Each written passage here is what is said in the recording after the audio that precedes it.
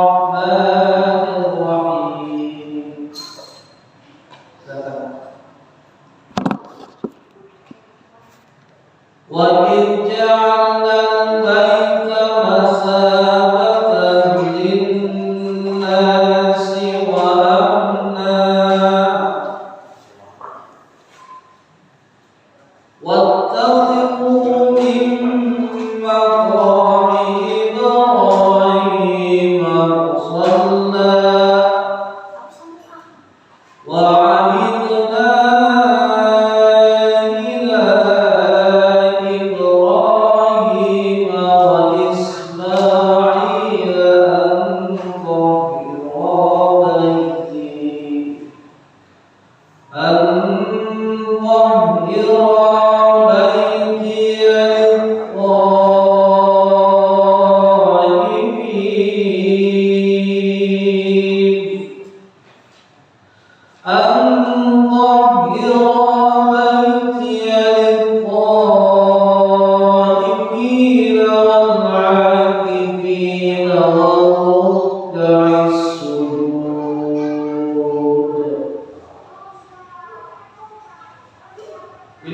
surah Al-Baqarah ayat 125 ini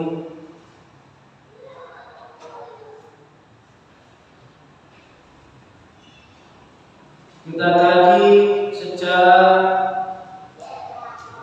ilmu tafsirnya.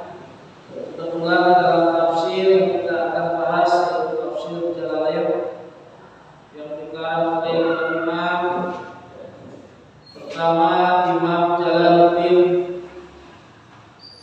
Al-Wahidi, yang kedua Imam Jalaluddin As-Suyuti. Kata Allah, wa id ja'alna al-baita wa id ja'alna, dan ingatlah sewaktu menjadikan aku al-baita kepada Baitullah. Maksud baita di situ Baitullah yaitu al-Ka'bah, nyatanya Ka'bah. Jadi Ka'bah jadi kiblatnya orang Muslim itu bukan hanya ada sejak Nabi Muhammad, jadi dulu, bahkan di dalam beberapa sejarah, bahkan sebelum Nabi Ibrahim pun, dari mulai zaman Nabi Adam itu sudah ada Ka'bah, cuma melalui beberapa tahap pembangunan. Jadi yang namanya Ka'bah itu bukan hanya ada ketika zaman Nabi Allah Muhammad saja, tapi dari dulu sudah ada yang namanya Ka'bah.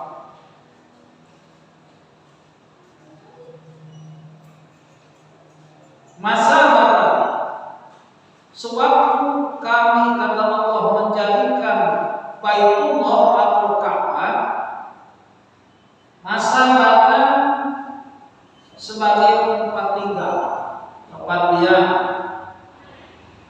linnas, kepada para manusia, para orang-orang.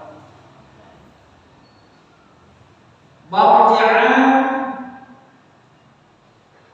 nyatanya tempat kembali, yasubuna, yang kembali itu para manusia ilaihi, kepada Baitullah, mikul dijalibin, dari setiap keliling, dari setiap pinggir, dari kanan, dari pinggir, dari depan, dari belakang, semuanya ketika sholat ke Baitullah. Makanya beda niatnya ketika kita berada di Mekah dengan berada di Indonesia. Kalau kita sholat berada di Mekah, nawaitu usolli fardhu maghribi, coba. Kalau pakai usolli silakan, ya kita apa-apa.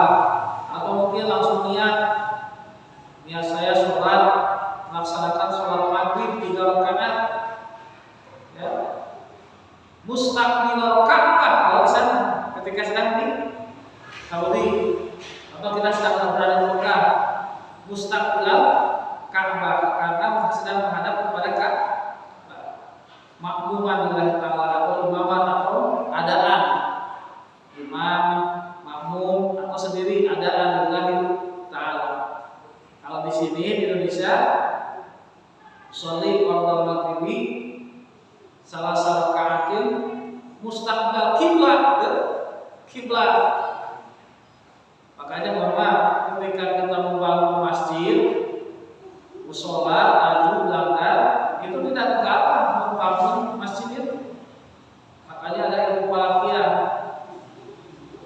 Jadi orang-orang dulu yang membangun masjid dan orang membangun mushola, taju, langgar, itu tidak kalah. Sebab berat itu tanggung jawabnya. Ya, kalau dalam sedikit saja salah, mohon maaf, lumayan. Dan jangan dianggap remeh ketika membangun menghadapkan kepada kiblat. Makanya sekarang sebetulnya sekarang udah canggih, ada kompas. Dalam ilmu falak itu diajarkan kita bagaimana mencari arah kiblat, bagaimana kita menghitung awal bulan Zulhijjah kemarin, awal bulan Ramadan, kemudian menghitung awal bulan Sya'ban, Syawal. Karena berbeda tahun Masehi dengan tahun Hijriah itu berbeda. Coba saja tahun Masehi tetap ya terjadinya dari bulan Januari sampai Desember tetap, tapi tahun Hijriah itu berputar. Tahun Hijriah ya. Sekarang kita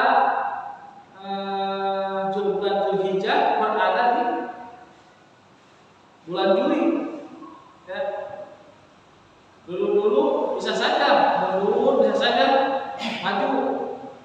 Kalau dulu bahkan sering bulan Desember itu dijadikan ucapan selamat 3 hari raya. Mohon maaf, bulan suci Ramadan ya, kemudian Idul Fitri, kemudian hari raya Natal, hari raya saudara-saudara kita. Bisa saja bulan-bulan yang namanya bulan Hijriah itu berputar. Kadang ada di bulan sesudah Masehi atau sebelum Masehi, karena berputar. Begitupun ketika kita membuat arah kiblat tidak tetap. Nah, makanya ketika kita sholat di sini di Indonesia, mustaqbilal kiblat. Kalau di sana mustaqbilal Ka'bah, menghadap Ka'bah. Coba aja ketika kita lihat orang yang sedang sholat di Mekah, ya, gini kan, betul kan? Betul. Loh, kalau begitu berarti nyembah Ka'bah, bukan. Ya, ada yang beranggapan berarti nyembah Ka'bah. Menyembah tetap kepada Allah. Kenapa itu kiblat dijadikan sebuah pelantara? Karena sebuah pelantara satu menghadapi orang-orang muslim ke Ka'bah, tapi hakikatnya ibadahnya kepada Allah. Gitu ya. Jangan salah paham nanti. Wah, berarti kita menghadapnya niatnya menghadap kiblat, bukan. Kita lanjutkan dulu. Baitullah itu selain masabatan linnas, tempat tinggal atau diamnya para manusia seluruh dunia, wa amna. Nah, dalam ayat selanjutnya adalah apa? Wa amna. Apa amna itu? Tempat keamanan. Ya. Baitullah itu di sana itu tempat keamanan. Makanya kenapa dikatakan tanah haram? Haram orang-orang yang tidak beriman menginjak kepada Baitullah. Tidak bisa orang yang berbeda keyakinan itu menginjak Masjidil Haram, menginjak Ka'bah, tidak bisa. Ya, kalau di Riyadh, di ibu kota Saudi pasti banyak. Begitupun di Madinah, kalau menginjak tempat ibadah ya tidak bisa. Pasti kalau di luarnya Masjid Nabawi banyak.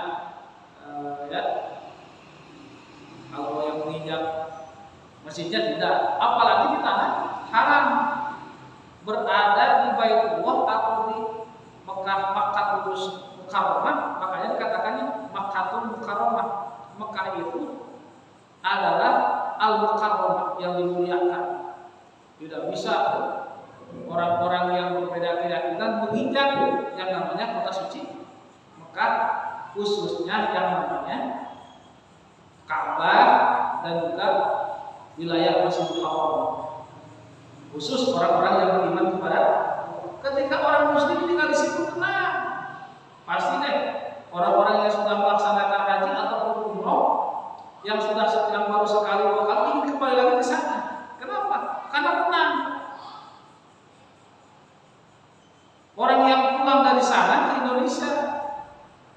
mendengarkan bacaan imamnya saja ingin kembali lagi ke sana. Hebatnya di Masjidil Haram itu imam besarnya Syekh Abdul Rahman As-Sudais, kalau dirupiahkan gaji sebulan itu 124 juta. Itu gaji besar imam ya. Hebat itu. Masya Allah ya. Saking dimuliakannya para hafid-hafid Quran, ternyata tidak betapa orang yang menjadi imam di Masjidil Haram, muadzinnya pun diseleksi, tidak betapa. Makanya enak mendengarkan itu. Jadi Baitullah itu selain tempat tinggal seluruh manusia, tempat diam, wa amna, dan juga tempat keamanan. Maknanya nyatanya tempat keselamatan. Lalu untuk orang-orang minal-zulmi, dari sifat-sifat perdoliman. Makanya di sana di Mekah tengah gitu kan di Baitullah itu. Ya, tidak ada yang zalim. Selain nyaman atau selamat dari orang-orang yang zalim, dari sifat-sifat perdoliman, dari apa lagi? Wal idghati, dan dari tipuan-tipuan. Al-Qati'ati, yang sampai bil ghairihi, pada selain itu Baitullah. Karena telah ada siapa ar-rajulu, seorang lelaki, yang menemukan laki-laki qatil abihi, kepada orang yang membunuh bapaknya itu, si rajul di Baitullah. Fala itu, maka tidak menggoncangkan, mengagetkan ya kepada ini yang membunuh. Jadi tidak kaget ini si rajul melihat atau bertemu dengan orang yang telah membunuh bapaknya. Ini bukan berarti menakut-nakuti, Pak. Benar, ternyata amal-amal kita berada di sini di Indonesia contohnya. Ketika ke sana itu akan ketemu. Di Indonesia kita suka melakukan kesalahan, suka zalim terhadap orang, nanti kita ketemu di sana. Mohon maaf, tidak sedikit orang yang suka melakukan kebaikan di Indonesia kemudian meninggal. Ini sebagaimana banyak cerita yang betul-betul nyata dari saudara-saudara kita yang pulang dari Saudi, dari haji, ibadah haji. Di Indonesia ada seorang bapak-bapak yang sering melakukan sebuah kebaikan, bahkan memberangkatkan haji kepada orang tersebut, mendapatkan sebuah berita orang yang memberangkatkan dan membiayai hajinya itu meninggal, ya, meninggal dunia di Indonesia. Dapat kabar tuh dari saudara-saudaranya ketika sudah berangkat ke tanah suci. Ternyata ketika sedang beribadah di sana, kok tahu-tahu kita malah ketemu. Itu pastilah, silakan. Sering. Itu ketika berbuat kebaikan akan ketemu di sana nanti. Bukan berarti gini, tapi gini jangan gini ya.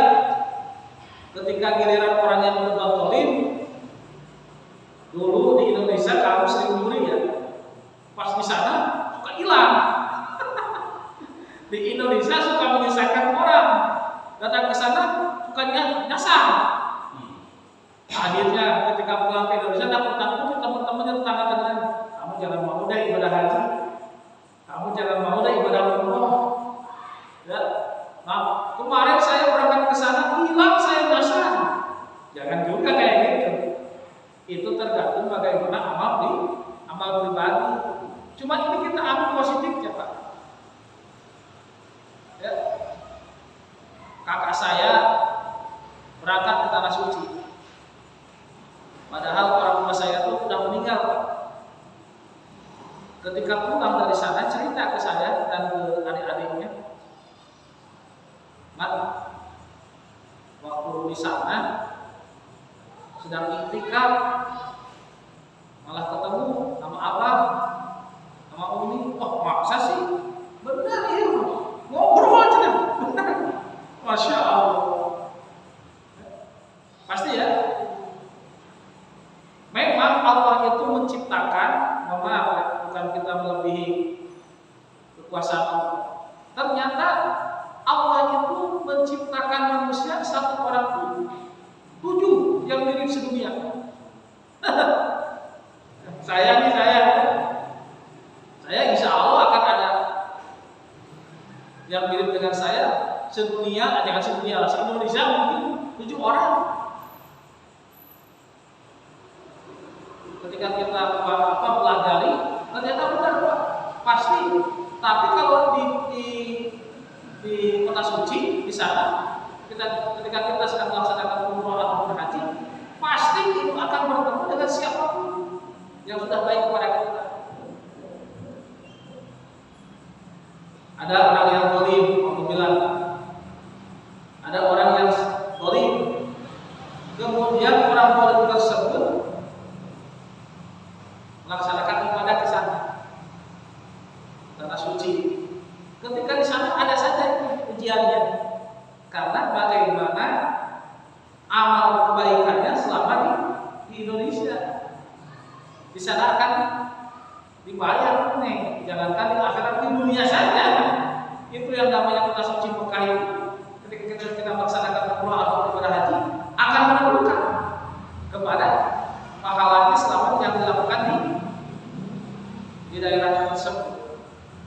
Nah, kembali ke saudara, seperti halnya seorang laki-laki tahu ada orang yang sedang membunuh kepada bapaknya. Ternyata ini si laki-laki ketika berangkat ke Baitullah bertemu dengan orang yang telah membunuh bapaknya. Masya Allah. Wattahidu, dan harus menjadikan para manusia ayuhan nas. Nah, tafsirannya ayuhan nas, maksudnya wahai seluruh manusia. Mimma qawmi Ibrahim musalla, mimma qawmi Ibrahim, dari tempat tinggalnya Ibrahim. Makam Ibrahim, makam sini bukan kuburan, bukan, tapi tempat diamnya Nabiullah Ibrahim alaihis. Nah, kita masih hangat, walaupun sudah lewat tasrek, kita akan kaji. Selama hidupnya Nabiullah Ibrahim alaihissalam tidak pernah terlepas dari ujian. Ketika di masa mudanya Nabiullah Ibrahim alaihissalam menemukan siapa Tuhan saya yang sesungguhnya. Bertemu dengan matahari mungkin ini Tuhan kami. Bertemu dengan bulan di malam hari mungkin ini Tuhan saya. Bertemu dengan bintang mungkin ini Tuhan saya. Diuji mencari jati diri yang sesungguhnya. Itu Nabi Ibrahim alaihissalam. Ya. Setelah itu sudah beriman, meyakini, menemukan siapa jati dirinya sendiri, kemudian sudah menemukan siapa Tuhan saya sesungguhnya. Nabi Ibrahim alaihissalam diuji, dibakar hidup-hidup oleh Raja Namrud. Ini bisa saja dibaca Namrud, bisa juga dibaca Namrud, bisa. Diuji Nabi Ibrahim, dibakar hidup-hidup, tapi atas kekuasaan Allah tidak terbakar Nabi Ibrahim. Ya. Kenapa? Karena apinya sudah dikasih amanah oleh Allah. Ya. Diabadikan di dalam Al-Quran, ketika Nabi Ibrahim dibakar oleh Raja Namrud, api yang begitu membara, apa kata Allah kepada api? Kulna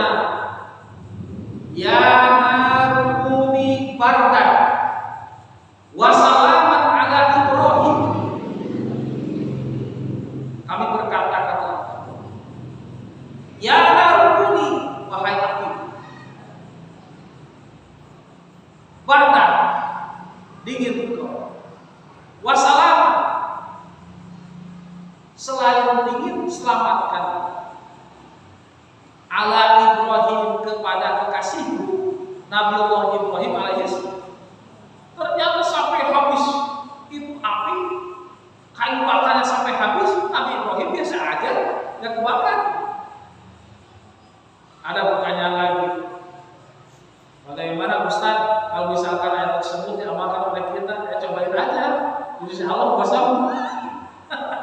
Tidak bisa, karena itu ayat khusus kepada Nabi Allah Ibrahim alaihissalam, seorang khalilullah, kekasih Gusti Allah. Ya.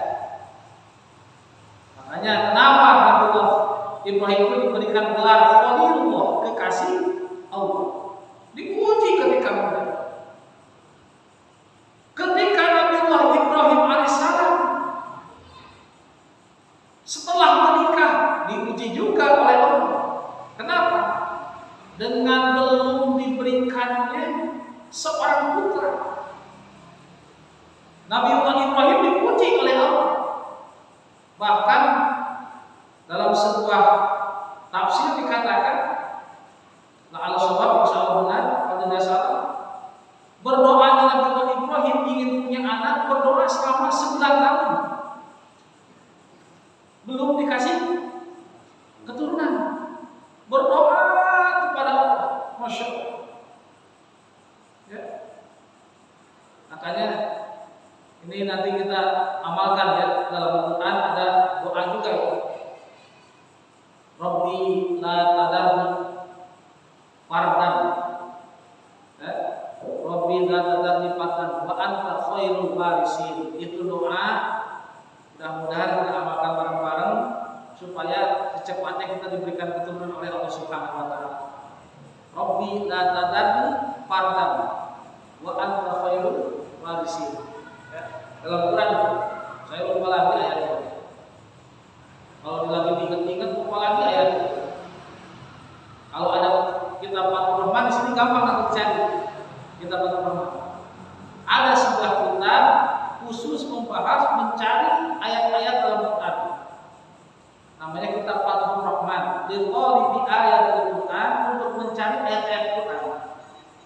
Seorang hafid Quran pun insya Allah ya pasti, bukan insya Allah, pasti suka lupa itu. Coba aja. Makanya ada kitab. Makanya jangan bangga kalau hanya sebatas kita cukup hafal Quran atau seorang jadi seorang hafid, tapi tidak ngaji kitab, bahaya. Ya. Hafid Quran lebih bagus, tapi ngaji dengan kitab. Insya Allah kalau kita ngaji kitab, paham namanya kitab Fathur Rahman, Liqalibi ayatul Quran. Amalkan. Sabar Nabi Ibrahim ketika sudah menikah pun belum juga dikasih keturunan. Masya Allah. Sampai 9 tahun, tahunan Nabi Ibrahim berdoa, ya Allah berikanlah kami keturunan, ya Allah berikanlah kami keturunan. Sama seperti halnya kisah Nabi Allah Zakaria. Ya. Nabi Allah Zakaria itu sama dipuji oleh Allah. Ketika semasa hidupnya belum dikasih keturunan. Nah, ini masih berceritakan tentang kisah Nabi Ibrahim. Setelah Nabi Ibrahim alaihissalam punya keturunan, yaitu Nabi Allah Ismail alaihissalam. Karena Nabi Ibrahim punya istri 2. Pertama Siti Sarah yang sepuh, yang pertama, yang kedua Siti Hajar. Nabi Ibrahim menikah dengan Siti Sarah, dengan istrinya yang pertama, itu belum dikaruniai putra. Menikahkan dengan istri yang kedua, yaitu Siti Hajar. Diberikan oleh Allah putra, yaitu Nabi Ismail alaihissalam. Setelah Nabi Ismail alaihissalam lahir dari istri yang kedua, istri yang pertama idam. Ya. Lahirlah Nabi Allah Ishak alaihi salam. Awas ya mau kasih sini diikutin, berarti saya harus membantu nih. Jangan. Cukup satu aja. Cukup satu aja cukup. Ya. Ini kisahnya. Saking Allah memberikan ujian yang berat kepada Nabi Ibrahim. Jadi sekali lagi Nabi Ibrahim istrinya ada dua. Pertama Siti Sarah kalau di dalam kitab Sarah pakai roh ya. Kedua Siti Hajar. Selama rumah tangga dengan Siti Sarah baru Siti Sarah belum dikasih keturunan dari istri pertama. Akhirnya direlakan oleh Siti Sarah saking solehahnya ya, menikah dengan Siti Hajar. Dari Siti Hajar dikarunialah putra yang soleh, yaitu namanya Nabi Ismail alaihissalam. Setelah punya Nabi Ismail, tidak lama kemudian Siti Sarah, istri yang pertama itu ngidam, ya, mabuk. Akhirnya lahirlah Nabi Ishak alaihissalam. Nah, kita menceritakan kesabaran Nabi Ibrahim dengan kesolehan putranya Nabi Ismail. Ada hubungan kemarin kepada Isa itu ada. Ya. Selama masa mudanya Nabi Ibrahim diuji, maka dibakar, kemudian diuji memberikan keturunan. Setelah memberikan keturunan, punya putra Nabi Ismail. Nabi Ibrahim diuji oleh Allah. Ini diuji kesabaran oleh Allah. Makanya diabadikan dalam surah As-Saffat ya, ayat 102.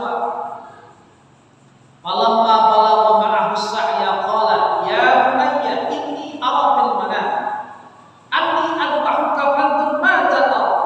Qala ya abati if'al ma tu'mar satajiduni insyaallah as-sabirin. Nabi Ibrahim ketika melihat putranya sudah dewasa, maksudnya sudah sanggup bisa membedakan hak yang batil antara kebaikan dan kejelekan, dipanggil Nabi Ismail oleh Nabi Ibrahim. Ya bunayya, wahai anakku sini, ini apa mana? Sungguh aku mimpi tadi malam melihat engkau di dalam mimpi. Ani adbahuka fanzur madza tara. Sungguhnya aku melihat di dalam mimpiku menyembelih engkau. Kata Nabi Ibrahim, fanzur madza tara. Pikirkanlah tentang hal ini wahai anakku. Bagaimana jawaban kesolehan anak putranya Nabi Ibrahim yang soleh Nabi Ismail? Nabi Ismail menjawab, qala ya abadi. Menjawab ini Nabi Ismail, ya abadi, wahai bapak, if'al ma kerjakanlah apa yang diperintahkan oleh Tuhan, oleh Allah. Selama itu datangnya perintah dari Allah, maka silahkan kerjakan. Sangat bingung, insyaallah nasabri, kata Nabi Ismail kepada Nabi Ibrahim. Insyaallah engkau akan mendapatiku termasuk orang-orang yang sholat. Ternyata kenapa adanya puasa Arafah, ada puasa Atam, tarbiyah, ya? Ini berjalan Pak, berjalan. Puasa Arafah ketika tanggal 9 Hijriah. Nah, tarbiyah itu berpikir, apakah ini benar kata Nabi Ibrahim, mimpi ini datangnya dari Allah atau dari setan gitu. Makanya tarbiyah disunatkan kita berpuasa. Ya. Makanya kita harus kalau kali untuk tafsirnya insya Allah kan ketemu sampai kapan dulu. Ya. Ini diujinya Nabi Ismail alaihissalam, jawaban kesabaran Nabi Ismail dan kesabaran bapaknya Nabi Ibrahim alaihissalam. Gitu ya. Jadi selamanya Nabi Ibrahim ketika sedang ada itu dipuji oleh Allah. Kita juga sama. Ketika kita dipuji oleh Allah, jangan kaget. Insya Allah Allah akan memberikan sebuah hikmah kepada kita di masa yang akan datang. Karena itu niscaya hikmah, setiap sesuatu insya Allah akan ada hikmah. Amin ya Allah ya Tuhan. Kita yakin mungkin Allah sedang memberikan sebuah skenario yang terbaik buat kita. Ya, membuat Allah mungkin sekarang kita sedang membuat skenario kepada kita. Dan insya Allah Allah akan memberikan sebuah kebaikan kepada kita di masa yang akan datang. Maksud makam Ibrahim di sini bukan kuburan Nabi Ibrahim, tapi tempat Nabi Ibrahim. Huwa yang dimaksud makam Ibrahim al-hajar, yaitu sebuah batu allati qoma yang telah berdiri itu Nabi Ibrahim alaihi di atas itu batu indah binaan baiti, ya, sampai membangun Baitullah. Oh, maksudnya indah binaan baiti ketika membangun Baitullah. Nah, jadi Nabi Ibrahim ketika sedang membangun Baitullah berdiri di atas batu, namanya sekarang ada hajar. Ada hajar aswad. Musola. Nah, kalau ayatnya ada musola. Apa itu? Musola itu akan tempat sholat. Maka sholatin maksudnya yaitu tempat sholat dengan musola. Dengan sekira sholat kalian semua khalfahu di belakang itu makam Ibrahim. Maksudnya tempat Nabi Ibrahim berdiri. Yang sekarang sholat itu kan berdiri, Ka'bah itu berdiri ya. Ya, itu sejarah semuanya sih. Hijr Ismail, ya, ada makam Ibrahim, bukan berarti makam Ibrahim, tapi maksudnya situ adalah bekas tempat diamnya Nabi Ibrahim. Rok'atain wafi kepada 2 rakaat waf, wafi qira'atin dan tetap dalam sebuah bacaan bukan bilkhoi dengan fathah khofnya, khobaru itu jadi khobar. Ayat selanjutnya wa ahidna ila Ibrahim wa Ismail ahid. Wa ahidna dan telah menjanjikan kami kata Allah ila Ibrahim kepada Nabi Ibrahim alaihissalam wa Ismail dan kepada Nabi Ismail alaihissalam. Maksudnya apa? Amarnahuma, telah memerintahkan kami kata Allah kepada Nabi Ibrahim dan Nabi Ismail Allah baitiyah, dengan sekira-kira mensucikan. Makanya ada kata-kata toharo dalam ilmu fikih, ada toharo. Insya Allah nanti 2 pekan selanjutnya kita akan membahas fikih toharo, artinya tentang fikih bersuci. Ya, al-tahira baitiyah, dengan sekira-kira harus membersihkan baiti kepada tempat rahmatku. Dibersihkan dari apa? Dalam tafsirannya minal ausani, dari beberapa berhala. Dulu itu di Mekah, di Ka'bah itu sebelum itu dari zaman Nabi Ibrahim berhala-berhala tidak seperti sekarang. Ya. Sampai ada Lata Uja namanya kan, Lata Uja. Patung yang hikmah patung lah, rajanya patung. Sampai Nabi Ibrahim itu sebelum dibakar sebelum dibakar Nabi Ibrahim itu menghancurkan itu patung-patung. Dia tanya oleh Raja Namrud, ini siapa ini yang menghancurkan patung berhala-berhala ini? Kamu ya, gitu kan? Nunjuk kepada Nabi Ibrahim. Kata Nabi Ibrahim, disisakan yang patung yang paling besar satu. Ya, enggak, bukan saya, tuh, gitu kan? Tuh, gitu, menunjuk itu padahal Nabi Ibrahim sendiri yang menghancurkan, gitu. Tuh, gitu. Disisakan kan? Apa jawaban Nabi Namrud, Raja Namrud? Kamu ngaco Ibrahim. Mana bisa itu patung menghancurkan patung yang lainnya? Kata Nabi Ibrahim, itu jelas. Udah tahu itu patung tidak bisa menghancurkan, kenapa kamu sembah? Nah itu hebatnya Nabi Ibrahim alaihissalam. Masya Allah. Ya, ini kisah akhirnya tangkap Nabi Ibrahim dibakar hidup-hidup, tapi tidak mempan atas kekuasaan Allah. Itu api jadi dingin dan akhirnya Nabi Ibrahim diselamatkan oleh Allah Subhanahu wa taala. Sedikit lagi. Jadi Disucikan itu tempat yang namanya Baitullah dari berhala-berhala. Liqa'ifina, untuk orang-orang yang tawaf. Sampai sekarang kan, indah orang yang sedang tawaf itu. Tawaf itu harus ada aturannya, tidak bisa sama tasuk. Orang kesini, ini malah kesini, nggak bisa. Yang ada tabrak nanti yang lain. Wal-'akifina, dan orang-orang yang melaksanakan itikaf. Al-muqimina, yang diam atau tinggal semuanya fihi, pada itu Baitullah. Waruka'is sujud, dan kepada orang-orang yang ruku, as-sujud, dan orang-orang yang melaksanakan sujud. Jamak rafi'in, lafaz ruka'i itu jamaknya lafaz rafi'in. Wasajidin, dan jamaknya lafaz sajid. Jadi lafaz as-sujud itu jamaknya lafaz sajid. Al-musallin, orang-orang yang sholat semua. Ada empat ketika kita sedang disuruh di Mekah. Masya Allah, ada hati ini merasa ingin dosa. Makanya mohon maaf, orang yang suaranya bagus jangankan di sana, di sini di Indonesia sudah dibaguskan bacaan. Makanya jangan ada yang menyalahkan atau membid'ahkan kepada lagu Quran. Kenapa? Karena diperintahkan oleh Rasul, zayyinul Quran, kata Nabi, bi aswatikum, zayyinu, hiasilah oleh kalian semua Al-Quran bi aswatikum, dengan suara-suara indah kalian. Karena zaman dulu belum ada yang namanya bacaan Quran, adzan juga kan bagus kayak sekarang.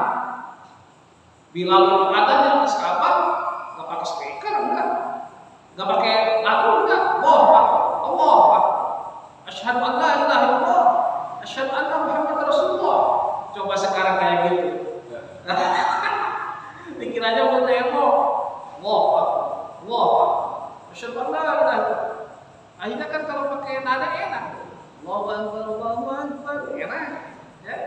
Begitupun orang yang jadi imam. Dulu itu Fatihah biasa dibaca biasa nggak enak gitu.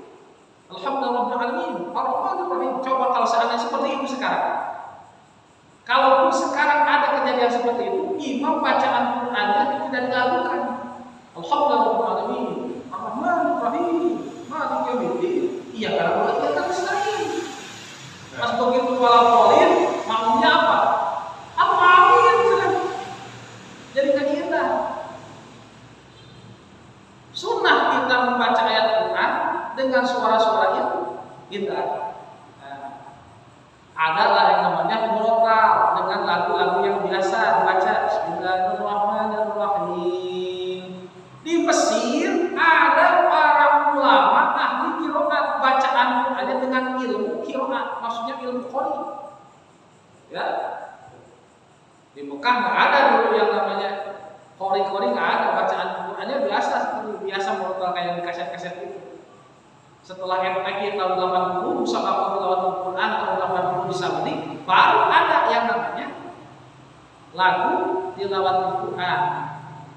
Lagu murotal ada, lagu Tilawatul Quran juga, lagu qori-qori ada. Nah, jadi lahirnya lagu-lagu qori itu di Mesir. Ada lagu Bayati, Soba, Hijaz, Nihawan, ya. Kemudian Rosti, Shika, dan Jiharkat, ada 7. Sunnah itu dikasihkan karena untuk memperindah bacaan. Bismillahirrahmanirrahim. Apakah boleh sembunyi dibawa kepada agama? Boleh, tapi harus melihat kondisi. Jangan semua sembunyi dimasukkan kepada agama. Awas. Ketika jadi imam pakai lagunya baru nadali, nggak boleh. Iya na'budu wa iyyaka nasta'in, nggak bisa. Ya. Atau orang-orang sholawatan, bagus sholawatnya bagus.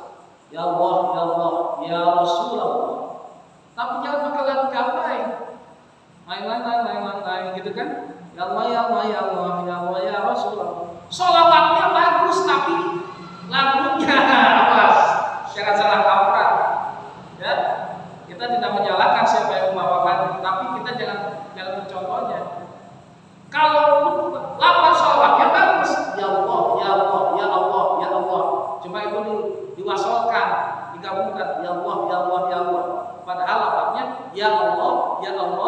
ya Rasulullah.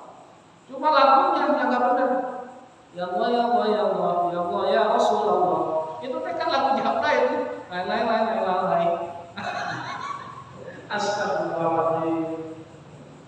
Ya, mudah-mudahan pengajian malam ini ada manfaatnya, walaupun sedikit. Ya, mudah-mudahan kita selalu diberikan kemudahan dalam mencari ilmu dan memahami ilmu agama. Yang namanya belajar ilmu agama tidak ada kata terlambat. Kapanpun, dimanapun, insya Allah kita dengan bareng-bareng, insya Allah Allah akan berikan pahala yang begitu besar kepada orang yang mau mengajarkan Al-Quran dan juga orang yang mau belajar Al-Quran. Ini kita ilmu manfaat, Pak. Ilmu manfaat itu sedikit diamalkan. Ya. Percuma punya ilmu besar tapi tidak manfaat, alhamdulillah. Bahkan itu ada sebuah hadis Nabi yang diriwayatkan oleh Baihaqi, kata Nabi, asyadun nasi adzab indallah yaumil qiyamah alimun lam yanfa'hu bi ilmihi. Kata Nabi, siksaan yang sangat amat pedih di akhir zaman, siksaan manusia nanti di hari kiamat menurut Allah, yaitu seorang yang punya ilmu tapi ilmunya itu lam yanfa'hu bi ilmihi, tidak bermanfaat dengan ilmu tersebut. Alhamdulillah ini. Kalau kita mah punya ilmu sedikit, manfaatkan, insya Allah akan berkah. Bermanfaat itu berguna. Contoh kita tahu masuk masjid gunakan kaki kanan, diamalkan oleh kita. Allahumma firli dunubi wa tahri abwaba rahmatika. Ya Allah, ampuni seluruh dosa-dosaku dan bukakanlah pintu rahmatmu. Ketika masuk ke masjid gunakan kaki kanan, keluar dari masjid gunakan kaki kiri. Allahumma firli dunubi wa tahri abwaba fadlika. Ya Allah, ampunilah seluruh dosa-dosaku. Wa tahri, dan bukakanlah kepadaku abwaba fadlika, pintu karunia-Mu. Kenapa? Karena orang yang masuk ke masjid itu suci. Masjid tempat suci, ya, rumah Allah. Beda dengan kita masuk kepada kampus, kepada toilet. Gunakan kaki kiri, keluar kaki kanan. Itu mudah-mudahan manfaatnya. Mohon maaf atas segala kesilapannya. Shallallahul alaihi wa sallam.